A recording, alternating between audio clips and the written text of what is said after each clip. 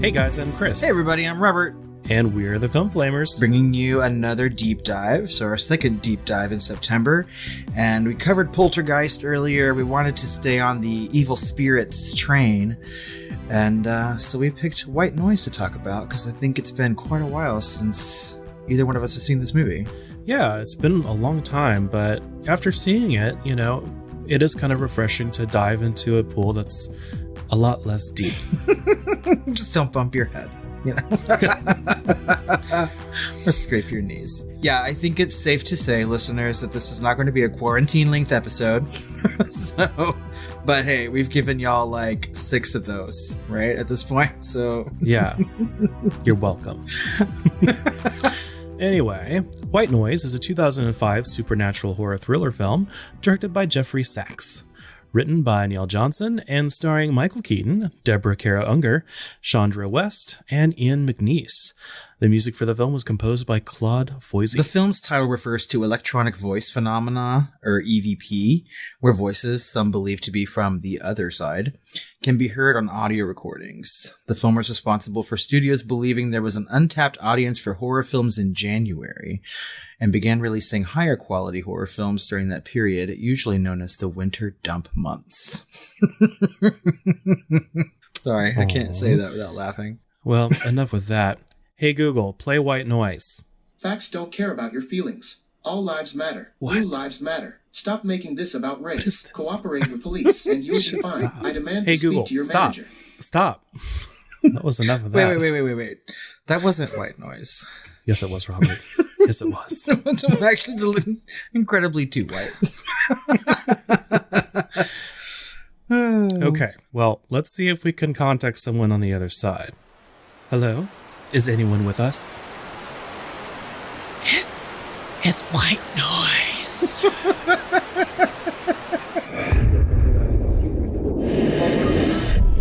What you are about to hear is real. It has not been edited or enhanced.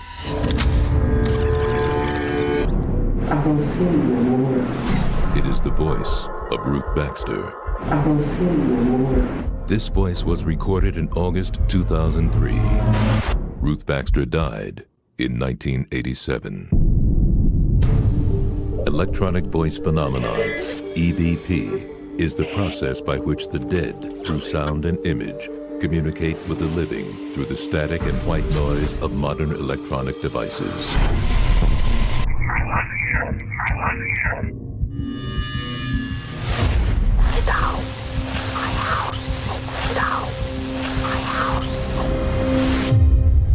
What we've all hoped to be true is in fact possible. Our loved ones can reach us. Mr. Rivers, do you want to hear your wife? But if they can come through, who else can come through?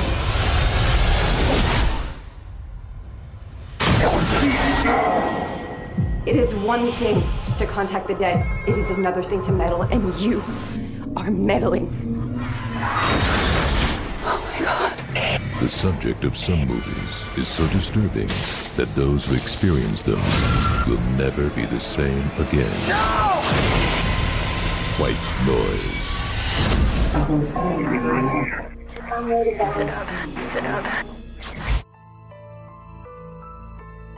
Successful architect Jonathan Rivers, played by Michael Keaton, lives with his novelist wife Anna, played by Chandra West, and shares custody of his son from a previous marriage. He is ecstatic when Anna tells him that she is pregnant. One evening, she meets a friend for drinks, but is very late coming home. Jonathan frantically calls her and her friends, but cannot reach her. The following morning, her car is found by the water next to some very steep and slick rocks. Her tire is blown and the door is ajar, but her body is nowhere to be found. Jonathan doesn't give up hope, and the authorities search for her. Several weeks later, Jonathan notices a man parked outside his home. When he later notices him parked outside his job, he confronts the man, Raymond Price, played by Ian McNeice, who claims to have a recorded message from Anna.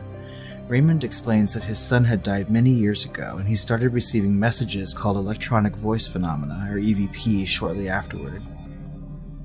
Ever hopeful for his wife's safe return, Jonathan is initially angry and dismissive, but later police inform him that his wife has been discovered drowned and return her possessions, including her cell phone, to him. Jonathan is having a hard time adjusting to life without Anna. He moves to an apartment, begins spending less time with his son, and throws himself into his work. One day, while riding an elevator with a client, they get stuck between floors and the lights go out. At that moment, Jonathan's cell phone rings with a call from Anna's phone. He doesn't answer, and the elevator starts again, and the two meet a contractor who asks if they are okay. Later that evening, Jonathan checks Anna's phone, which is dead, but his cell rings again with Anna's number, even while hers lies dead in his hand. He gets a message on his landline that sounds like Anna, but he is only able to hear it once.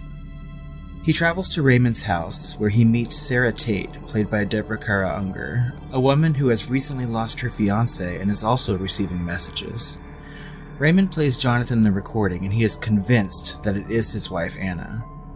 Raymond records these messages through a television set to a station with no signal, only static, and oftentimes faces can be seen on the screen.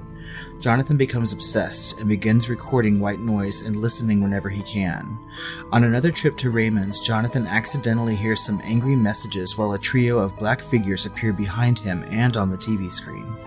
Raymond tells him that not all the voices can be nice, but that doesn't outweigh the good ones. Jonathan returns home, but is again called by Raymond to come over quickly. When Jonathan arrives, Raymond is dead. The house is ransacked. Jonathan calls the police.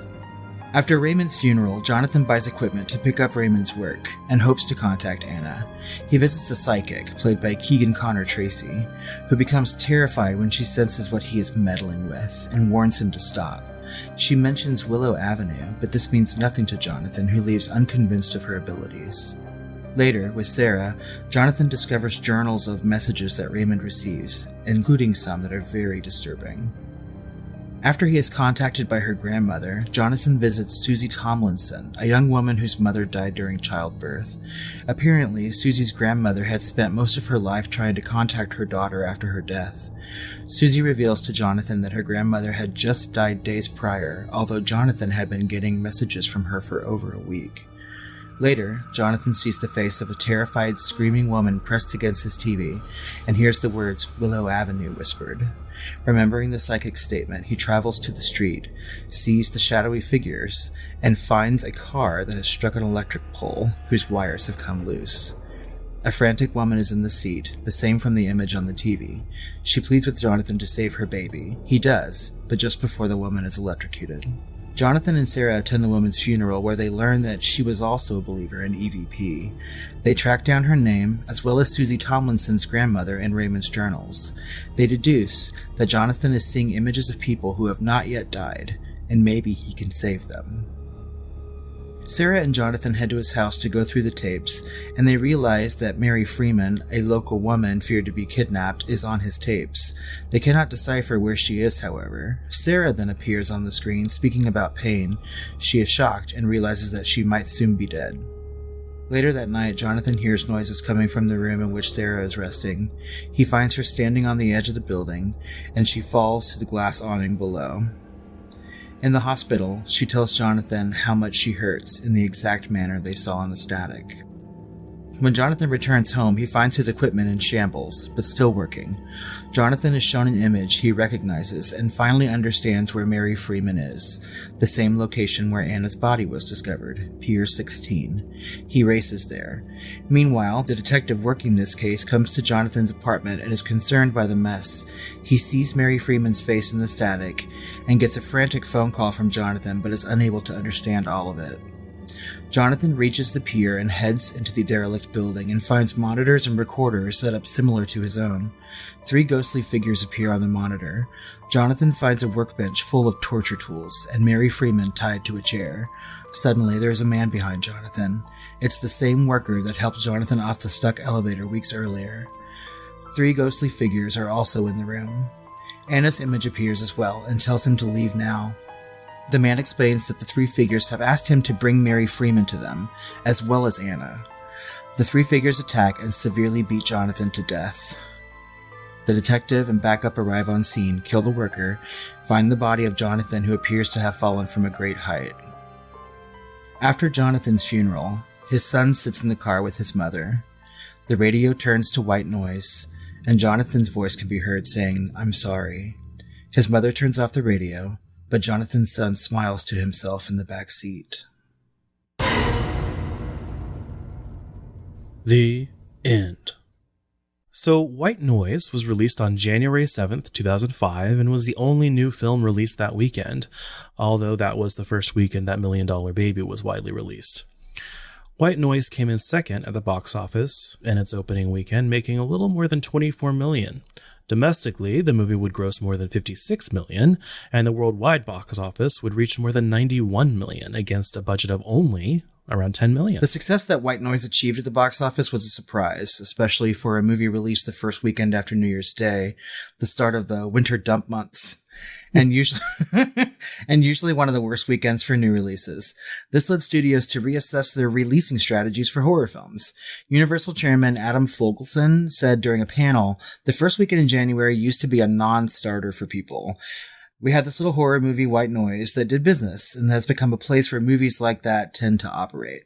Wah, wah. And not always very good movies, I think that we have learned now. Yeah, it's become more of a less high quality and more of just a dumping ground for movies that have theatrical releases, but they don't want to they kind of want to sweep them under the carpet a little bit. Yeah, they kind of expect them to not do so well sometimes. Yeah.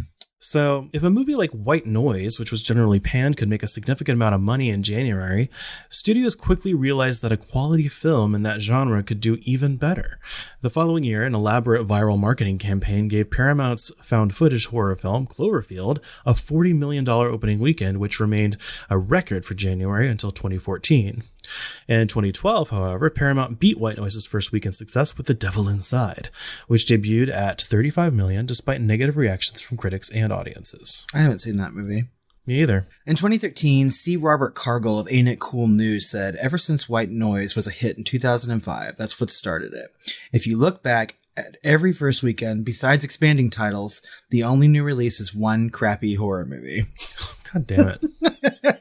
Well, 2020, what did we do in January? I mean, it seems like forever ago, but wasn't it The Grudge, right? It was open that first weekend in January. Yeah. White Noise currently holds 7% on Rotten Tomatoes with an audience score of 31%. The site's consensus reads, "While there are some built-in scares, the movie is muddled and unsatisfying." I don't think that's fair, personally. Yeah, 7% is really fucking low. Yeah, it is. And I was shocked when I read that, actually. I thought for sure it'd be a little higher than that. That seems incredibly low. It's not that bad of a movie. Peter Travers of Rolling Stone gave it a 1 out of 4 stars and called it a thrill-free thriller. Neil Smith of the BBC says that through it all, Keaton furrows his brow with impressive intensity, but his efforts are hampered by a script which requires him to do the exact opposite of what any right-minded individual would do in his circumstances. Well, I don't think that's true either. Me either. I mean, if my husband died, I would try to contact or something. After the death of their...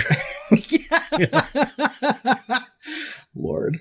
Stephanie Zacharek at Salon.com gave the film a more positive review. She wrote, "Even if its dorky climax throws you out of the mood again, there are staticky bits of White Noise that still manage to cling." I guess that's positive. Please. Dorky. This bitch. Okay. If an actual journalist uses the word dorky in their work. I get what she was trying to do here with the whole static cling thing. It just doesn't quite work. I know. It's not funny. Your review was a little staticky, even though it's the only positive one we've read. So for some accolades and its legacy, it was nominated for Choice Scary Movie Scene at the Teen Choice Awards. It was also included on 2 Watch Mojo lists, the first being the top 10 movies that will make you paranoid, and the second being the top 10 horror movies that try to make you afraid of stupid things. I had to include that. I will say, this is the first time that we've ever had a movie that was nominated for a Teen Choice Award. At least that we know of, maybe, but... I was looking all over the place trying to find some awards it was nominated for, and that was the only one I could find. So, there we go. The film spawned one sequel, White Noise, The Light. It was released direct-to-video in 2008. Stars Katie Sackhoff and Nathan Fillion, which I like both those people, so I kind of want to watch this movie now. The film was not at all successful and failed to recoup its $10 million budget. Yeah, well, I liked the sequel. I don't remember very much of it. I don't know, so I don't you've know how seen memorable it? it was, but I remember liking it. Yeah, I mean, I love Katie Sackhoff and Nathan Fillion. So, Yeah. I mean, I especially love Nathan Fillion. I would have like 10,000 of his babies. So why don't we get into this movie a little bit? Let's talk about all of it. Yeah, it happens. The movie starts. There's a middle and an end. So, yeah, the opening of the film starts with, nobody knows whether our personalities pass on to another existence or sphere, but if we can evolve an instrument so delicate to be manipulated by our personality as it survives in the next life, such an instrument ought to record something. Thomas Edison, 1928.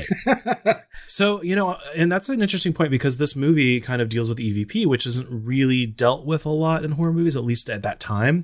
Poltergeist obviously kind of flirts with it a little bit with Carol Ann over the static of the TV and of course the ghosts talking to her through the TV and things like that, but they don't really talk about it as EVP, right? But it's interesting here that this one is much more close to the modern EVP movement of recording white noise, recording static, recording an empty room, and then playing back the levels and basically boosting different pieces of the audio spectrum to kind of see what you can hear. And I mean, I think it's important to note that in 2005 and today, I mean, like those paranormal ghost hunting shows that are all over cable, right? They were just starting to become incredibly popular and people were starting to realize what EVP was. I don't think that it was like a household phrase that people talked about, right? Yeah, and I feel like this kind of started a little renaissance of that because I think that this was, tried earlier and then probably was all over the place in the paranormal, underbelly of society, but this kind of really kind of put into the pop culture in a way that it hadn't had before, like the specific tools and methods they use.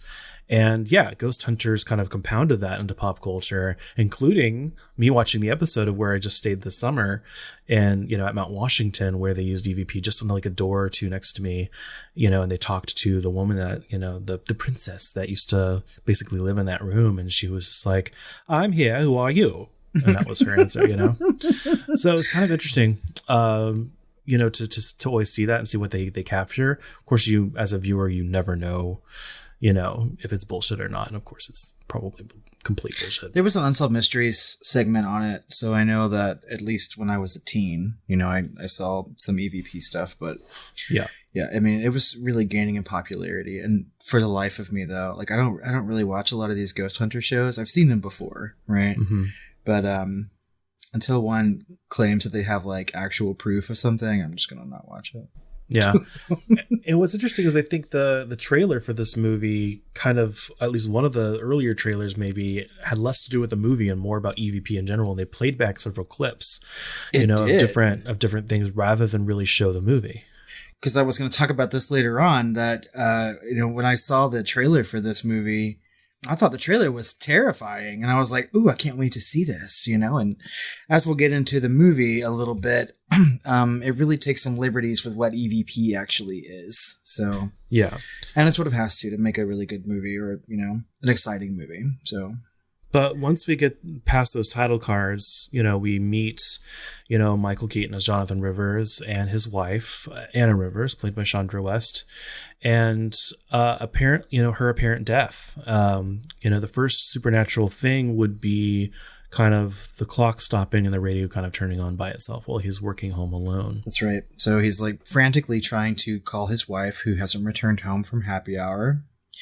And we know that she's not drunk because she's pregnant, right? She says she's going to drink water. So, I mean, he can't get a hold of her. He falls asleep. He wakes up when the radio pops on and the clock has stopped. And so moving forward, when supernatural things happen to him, isn't it always around the same time that the clock had stopped, right? That's the time of her death or something like that. Mm-hmm.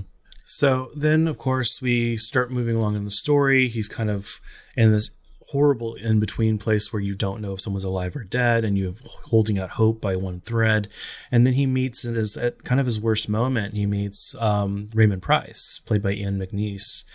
And of course, which, he dismisses and is angered by because he still wants to believe that his wife is alive, and this person's telling him, hey, she's dead, and I've recorded her, her corpse voice. Her corpse voice. Her ghost I voice. want my cake, Bedelia. Yeah, it's her wife's voice and her ghostly visage. I don't know. Yeah, he seems like a really endearing man, though, when he first introduces himself, and he's talking about his own loss, and he seems like somebody who wants to help. I think a lot of times when we learn of psychics or people who have things like EVP, I think the first reaction that we have is they're trying to get money out of people, right? Or they're not there for the best intentions. But it really seems like Raymond is not that guy. Some sort of, he's really there to help people move on from their tragedies or loss or something. And but unfortunately, Jonathan wants his wife to be alive. And so he's angry and dismissive toward him. Yeah, I'm not sure how I would react in the situation. I feel like I would be really not interested. I feel like it'd be like, it kind of reminds me of the movie we saw recently, The Unfamiliar, right? Mm-hmm. Where people are kind of trying to take advantage of the situation and ends up being kind of a hoax and waste of time and money and emotion. When she meets a quote unquote psychic or whatever, and they do a seance and it's all just a show, And I don't know how I would react in that situation. I think that if a psychic sought me out and not the other way around, I might, be a little bit more interested because I'm not going to go to one anyway. Well, if it was a psychic versus a recording, I'd be like, if they want to talk to me, they can talk to me. Thank you. She didn't even know you. Oh. But right after that, we learn that, in fact, Anna is dead. Her body has been found drowned, quote unquote. Yeah, which is horrible, but that makes him go back to Raymond Price because he kind of laid the seed. And also kind of meet Sarah Tate, played by Deborah Kara Unger. And she is crying when he first meets her because she's just had a breakthrough with the communications that her fiance is sending. Didn't she say that they had an agreement that if one of them died, they would find a way to let the other one know that they were okay and there's some sort of life after life. Yeah. That they'll be together again one day. So what she heard was, Sarah, yes. Mm-hmm. And it took all that time for them to uncover Sarah, yes. Mm-hmm. But as soon as Jonathan sits down and listens, I think he's convinced pretty quickly that it is his wife speaking. And because obviously your spouse's voice, and when you hear it, and so I think that he is immediately just needs more of it and becomes very obsessed right away. But at the same time, as he's getting his own little breakthrough and showing him, the tapes and the recordings that he has of his wife, we get the kind of the reveal of the evil voices that exist and the evil presence that's in this white noise along with the quote unquote good ones. Mm-hmm. What are they saying? Pig, right? Pig, slut, you're going to die. We're going to kill you. All this just horrible shit, and it's blaring on those speakers, and so Raymond Price is kind of run in and turn it all off and be like, they can't all be nice, it's okay, kind of brushes it under the carpet. Yeah, and I'm he's super passive about it. It was scary. That shit made me jump. I was like, oh my god, I totally forgot. And so when he runs in here, he's like, oh, it's all right, we're just gonna delete it like they didn't exist. And I was just like, you fool. God. Yeah. So he starts to kind of mess around with it himself. He gets a call from Raymond later on that he made a kind of a breakthrough and please come over. And then he comes over, but he finds Raymond has been dead and his whole room has been trashed. Mm-hmm. There's just shit everywhere. Raymond's got tape shoved in his mouth. It's pretty gnarly. Yeah, it's pretty bad. And of course, he calls the cops, which you think is the whole thing is. I would also call the cops if I found a dead body, right? But I would expect the cops to treat me as a suspect immediately. And so the cops are there and they're patting him on the back, we're sorry you had to experience this. Go on home to your nice apartment. Yeah. And I think it's the same detective that's been working with him with his wife's disappearance. Right. So I feel like there's a relationship there and they kind of know why he's there and, and everything else. So I feel like that's okay, because later on in the movie, we do see that through kind of visual storytelling that the detective does have some suspicion towards this guy. Yes, a little bit. Yeah. And he's kind of keeping tabs on him. But so after Raymond is found dead, he really becomes obsessed, so much so that he buys all this equipment and stops spending a lot of time with his son. Really, I mean, his son asks like why they need so many TVs, and he says so we can both watch our favorite shows, which never happens. Yeah.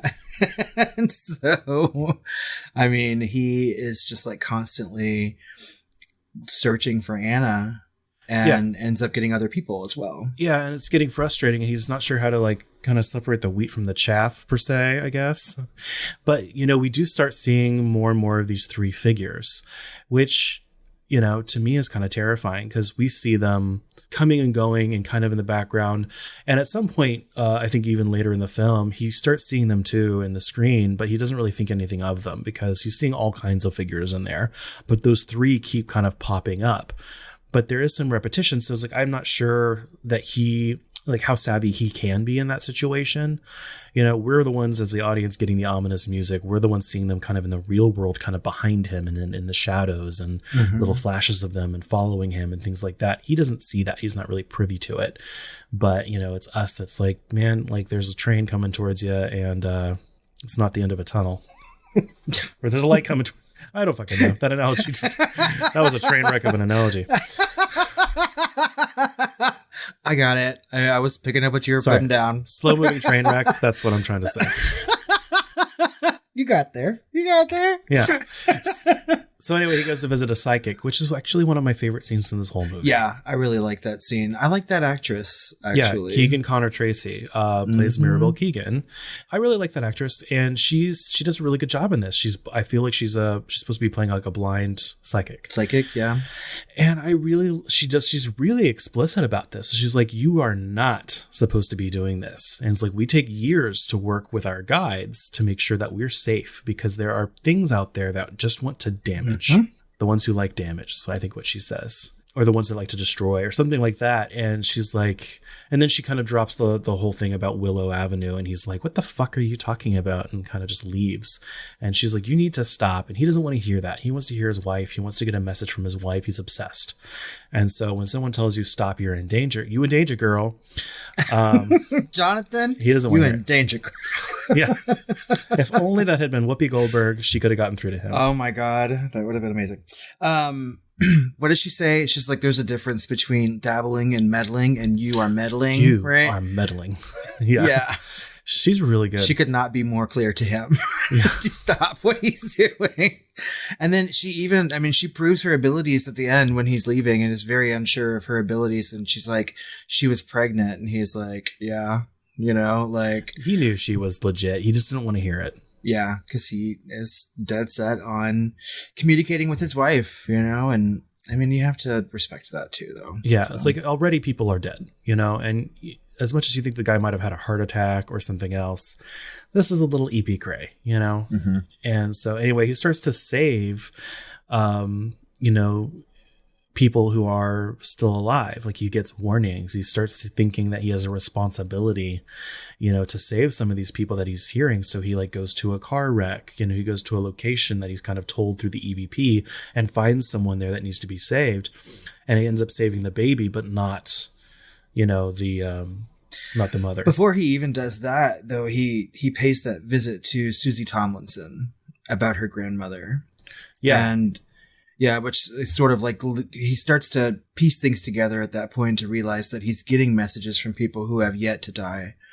Yeah. With the help of Anna, right? It's like, I think he's convinced, and I think we get to see some pieces of Anna showing him these things, right? Go now. Yeah.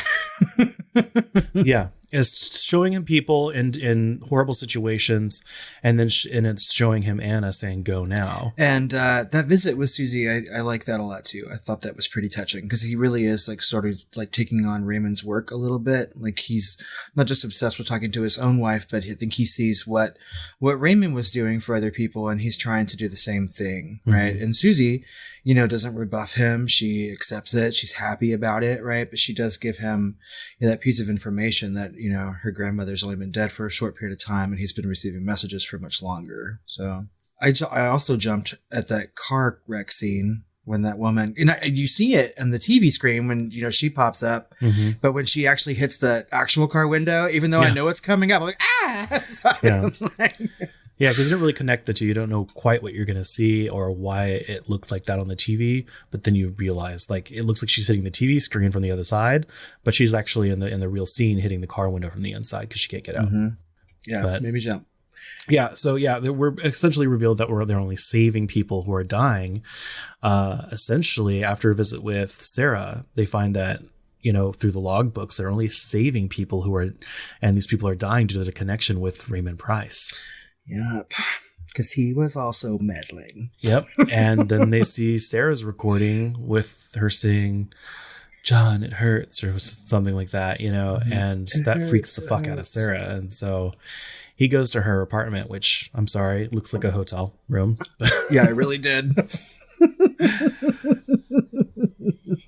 He gives her some sort of psychoactive drugs or something where she's like completely drugged out. And then she wanders to the balcony through some sort of spiritual manipulation, because we see those shadows in there, and she essentially falls as she wakes up and is critically injured. Yeah. She hits that glass awning underneath her balcony or whatever. And, which is also pretty gnarly, right? The glass is all cracked. She's all bloody. I'm surprised that she was alive, frankly. Yeah. Like, it's not what I expected to see happen. Like, the first time I saw this movie, I was convinced that she just didn't want to wait to die. Like, she knew she was going to die. She was going to be with her fiance again. She was just going to make it happen herself and be done with it. But wasn't quite successful. And it wasn't until this second viewing where I noticed those shadowy figures in the room with her, and I was like, oh yeah, there is some sort of manipulation going on. Yeah. So then he's, he goes back after the hospital visit. That's when the detective's really like, did you push her out the window? You kind of see it in his eyes, and he says he's not going to leave town. That's when we really get the detective is, kind of Detective getting Smith. a little, this is getting on the nose, John. Everyone that you meet is dying. I'm glad that they added that into the movie, because like I say, when he calls the cops when Raymond is dead, I'm like, that's not how it would happen in real life, really. But I'm glad that later on they're like, okay, someone else is now injured or near death, and you are somehow involved in it. And, it's still not enough for my taste. Like, I wish the cops had been like, I'm going to throw the book at you or something like that. But all he has to say is, well, I'm not going to leave town, and they let him go again. But that sort of leads us into sort of the ending of the movie. Right? Yeah. He gets led astray to that construction site that's near the pier where his wife died. And, through a really long sequence of working his way through that building, he finally finds someone that he's been seeing that's kind of tied up. In the background, we see those three figures much more fully formed than ever before, kind of in the background staring and looking at him. And I don't think he really sees them till the end. Till it's too late. And it's revealed that they've been using kind of the serial killer guy to kill people and kind of manipulate to, cause damage, more or less. And so he killed Anna, right? I think is what we're supposed to the construction worker. Yes. Yeah.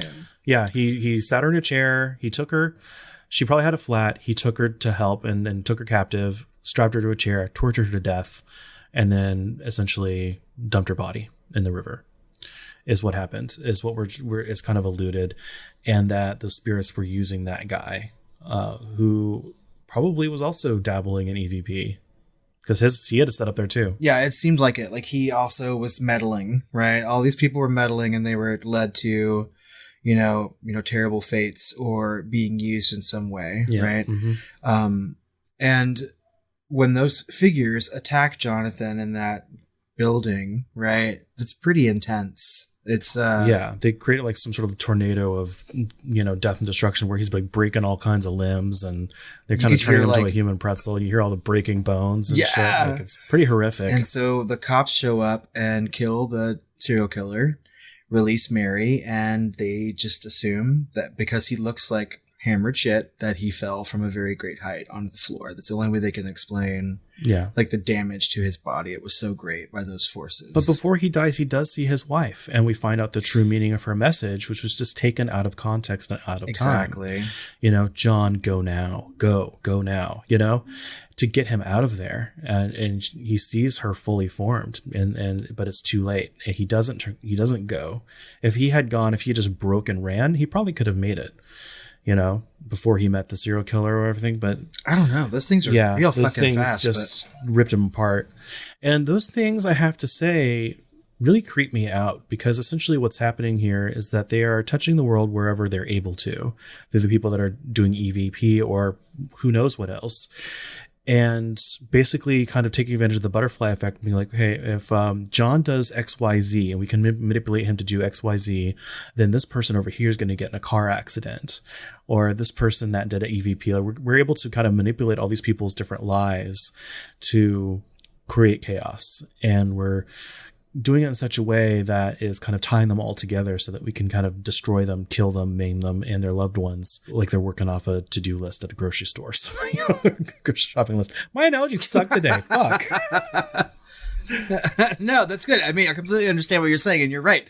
I mean, like these beings, I guess if we want to call them that, or spirits, I guess is a better word, are literally there just to cause harm and destruction and pain to as many people as possible. Yeah, I think the wiki calls them demons. Yeah, demon, I think is good, I mean, so it's akin to the beast in Poltergeist, right? It's a presence that just really wants to cause some sort of pain and suffering, and it's smart and it's sadistic and it's really creepy to me. When I first saw this movie, I was just like, those things, the shadows moving around and the inevitability of it, that they're being watched and manipulated and everything else is just super creepy to me. But anyway, I digress.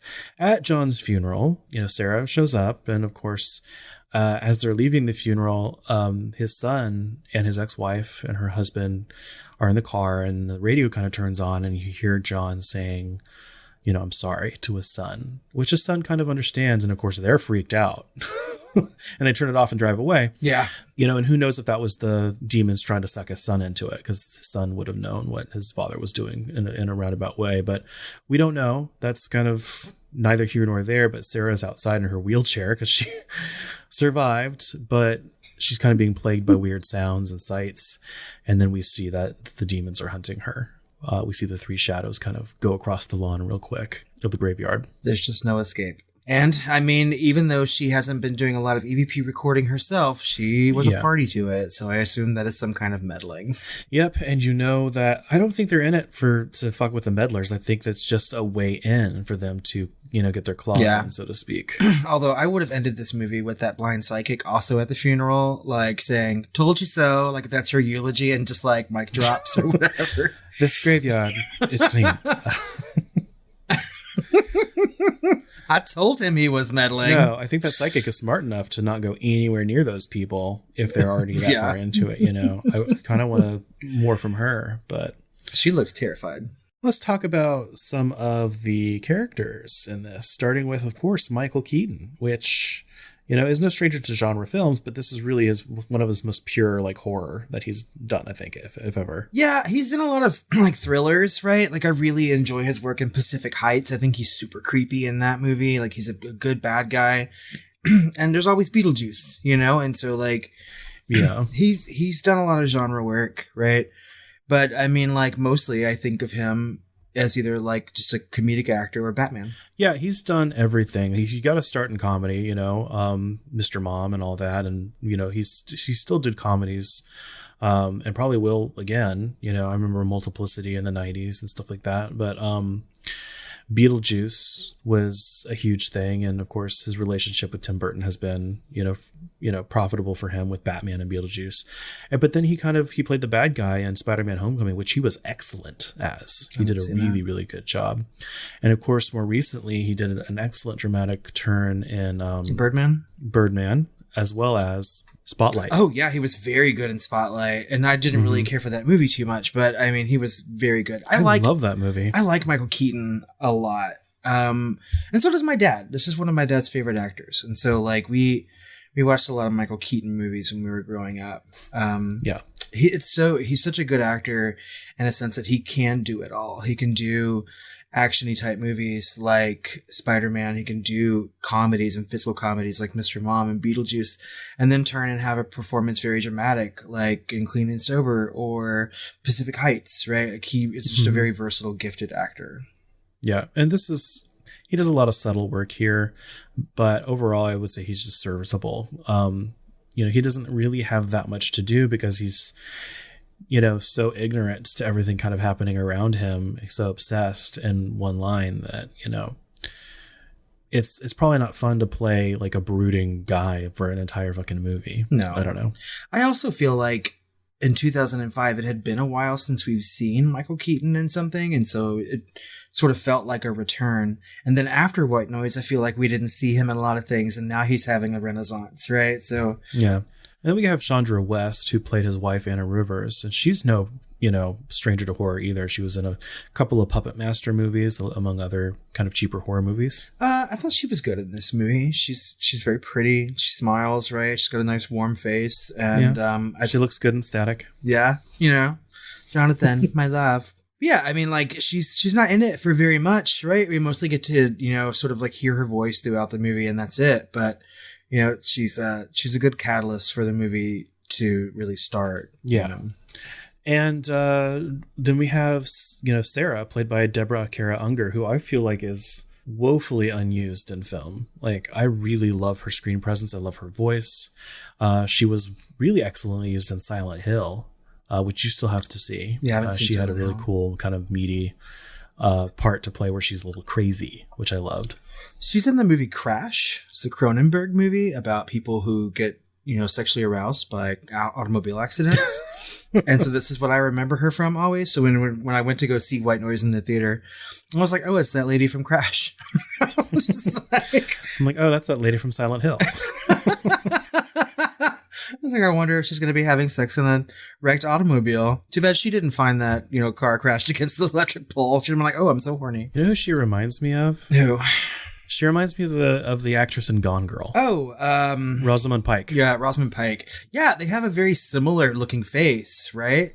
Mm-hmm. I never thought about that, but you're absolutely right. Oh, I love Gone Girl. Such a good movie. And then we have the wonderful Ian McNeice as Raymond Price. And of course, he's been in like the Dune series, the Rome series from HBO. Mm-hmm. He was in From Hell, I think. And he's been in like a lot of everything. He's made a very big career for himself. Yeah, he's the kind of actor that you see in a movie like White Noise and you're like, where have I seen him before? Right? And you have to sort of remind yourself. Is everything. Yeah, every motherfucking thing. Yeah. Because I forgot all about Rome. That's a good show too. Yeah. And we have Keegan Connor Tracy, who we mentioned earlier, that we really enjoyed as Mirabel Keegan, the psychic. Is that really her name, Mirabel Keegan, based off of her first name? I think so. Yeah. I mean, that's what she's billed as, Mirabel Keegan. Either that or I typoed. But yeah. So anyway, she was in Once Upon a Time as the Blue Fairy.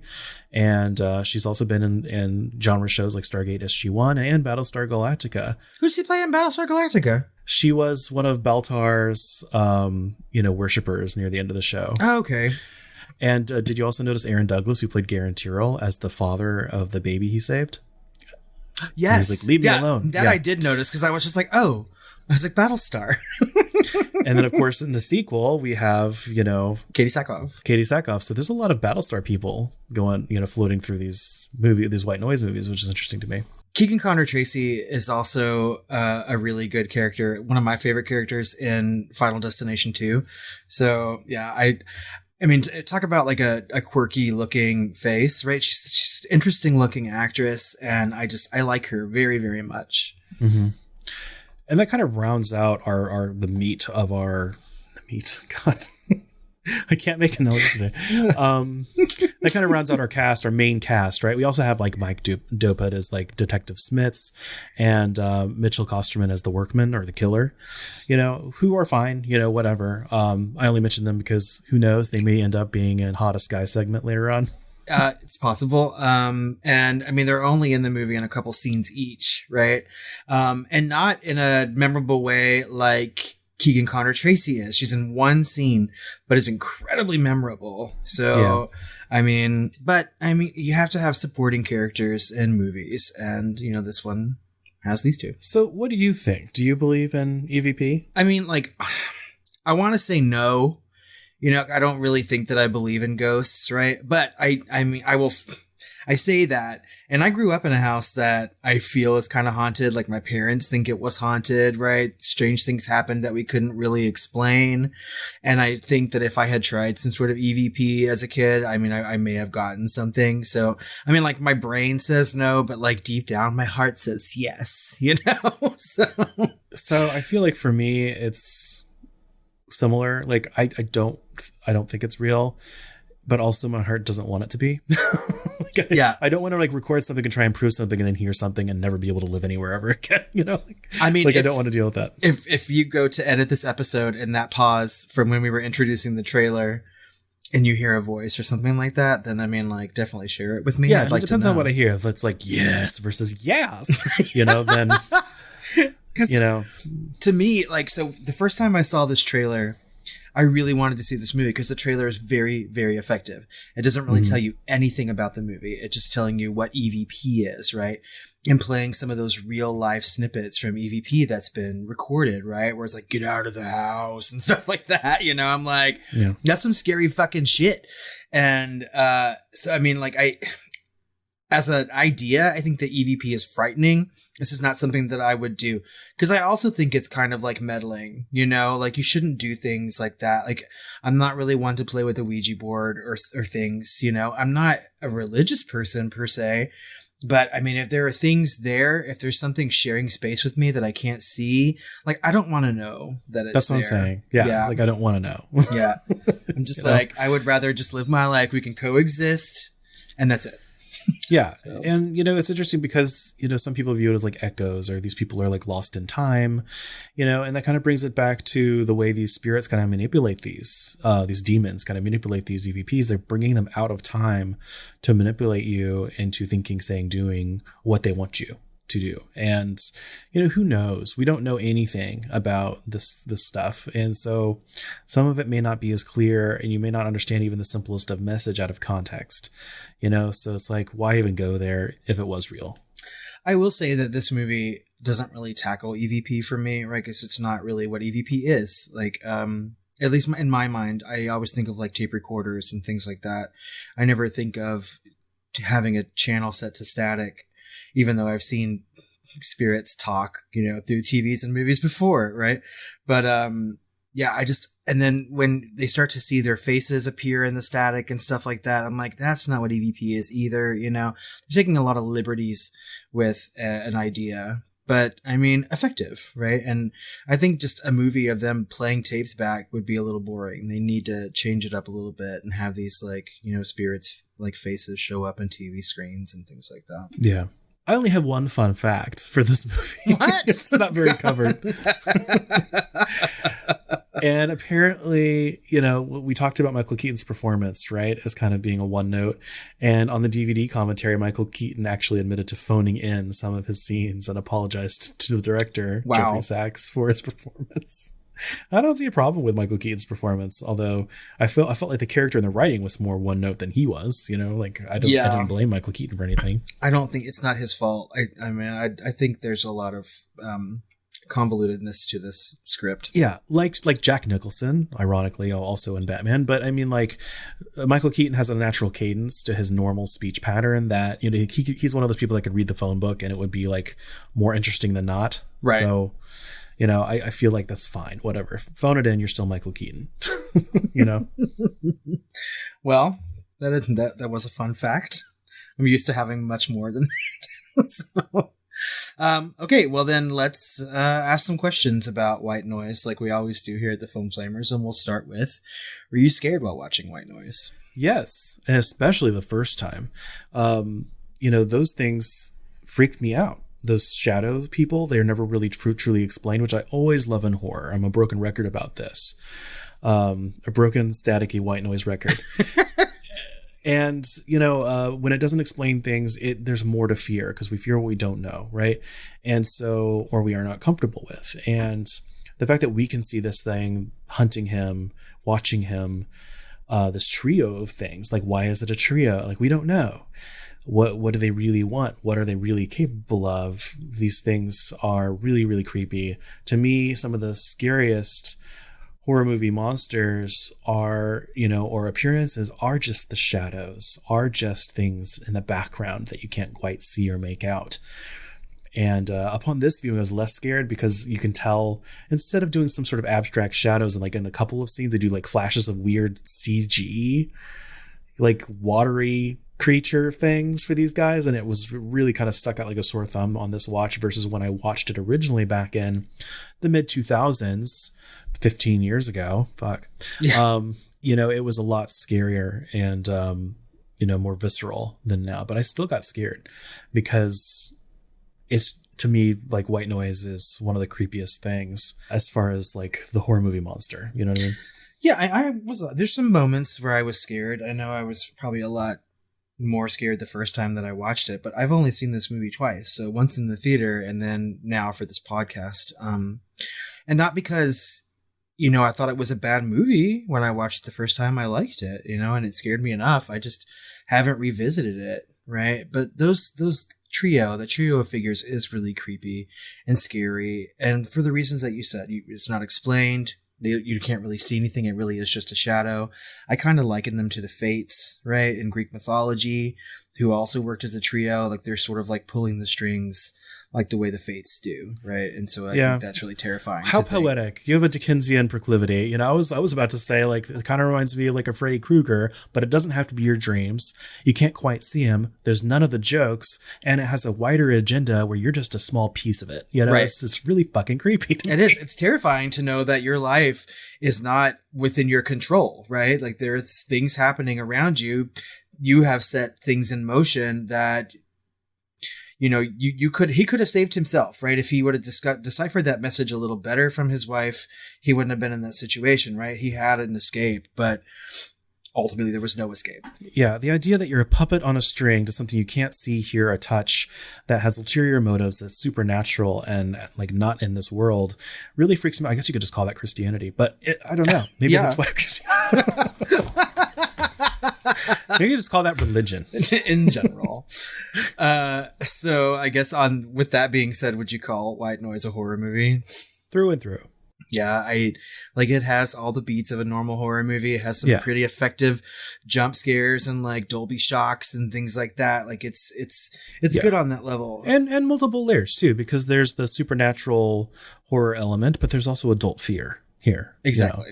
And I mean, you could talk about more like real life horror, like experiencing the loss of a spouse, right? And seeing what he goes through as a new widower is frightening to think of, right? I don't want to think about losing my spouse, but movies like this, give you a way to do that. At the same time, we do have to mention, and I can't believe this hasn't come up, I need to find the real estate agent that is servicing people like Michael Keaton and Sigourney Weaver in these movies, For real. Because I was having such a copycat flashback watching this. I was just like, what a fantabulous apartment. I was like, Christ. And then the house before that with their private boat dock and everything else. Yes!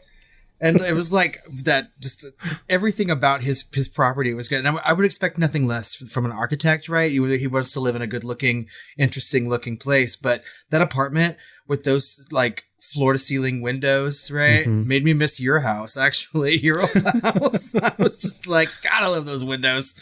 Shit. Yeah. Okay. So out of 5 stars, what would you rate White Noise? I rated it a 3.5. It's not a great movie, but it scares me enough more than most horror movies that it gets some extra points. And so it kind of found itself at a 3.5 mark for me. I also gave it 3.5 stars. And at the time when I did it, it was sort of a gut reaction. And then I thought maybe I'm being too generous, right? But no, I mean, it's a good movie. Like it kept my attention. I enjoyed watching it. It made me think about what life was like in 2005. I was just like, where did I see White Noise? I was living in New York at the time when this came out, right? And so it really was just like, I mean, not quite nostalgia boner because I haven't seen it that many times, and 15 years ago really isn't that long, although it feels like it. But I feel like 3.5 stars is just our dumping ground for things that are just on the edge of being so much worse or so much better. Right. It could go either way, and I could change my mind later on if I watch White Noise again, and I may or may not be watching it anytime soon, but I certainly want to watch the sequel. I'm intrigued. Yeah, but of course the sequel delves more into less about EVP and more about the NDE, right? The near-death experiences. Mm-hmm. That's right. Okay, so finally, and some might say most importantly, who's the hottest guy in White Noise?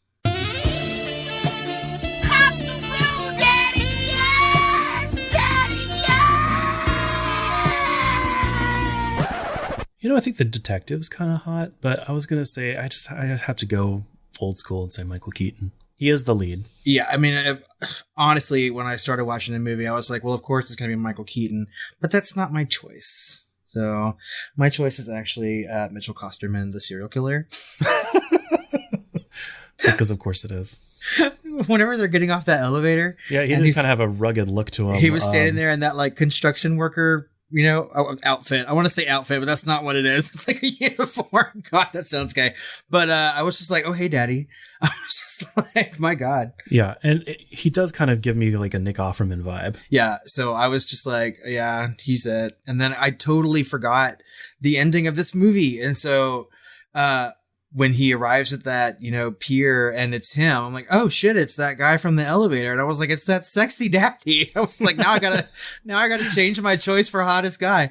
I was like, I'm going to be so clever just picking someone who's in like one brief snippet of a moment. And there he is, like the fucking villain. No, he's going to come back. I mean, it's like the camera lingers on him. Like, he like does a close up of his face after he speaks, just like looking at the. It's like, yeah, it's one of those things where the camera lingers and you're like, yeah, that's going to come back.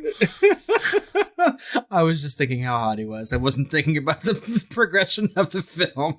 So there's my choice. Serial killer. Great. Happens all the time. Didn't I also pick the serial killer as the hottest guy in Copycat too? I think Both of them. Yeah. I think over Tolmont Mulroney. Yeah. I think we fought a little about that one too. It's like, dude. They're just like evil men. I don't know. It's like, dude, they did their hardest to make Harry Connick Jr. look like a fucking rat trap. He's still sexy though. I love Harry Connick Jr. My God, Hope Floats. I love that movie. Oh shit. Well, I think that just about wraps up our conversation on White Noise. We want to know what you guys think about the movie and our conversation. You can look for us on social media at The Film Flamers on Twitter, Facebook, or even Instagram. Or you can email us at tiredqueens@filmflamers.com. Or, as you know, we do love our voicemails. And you can give us one by calling 972-666-7733. We would also encourage you to do some meddling. Create your own EVPs and send them our way. No, don't do that. Oh, please. I will not listen to them and forward them directly to Robert. I will do the meddling for the Film Flavors.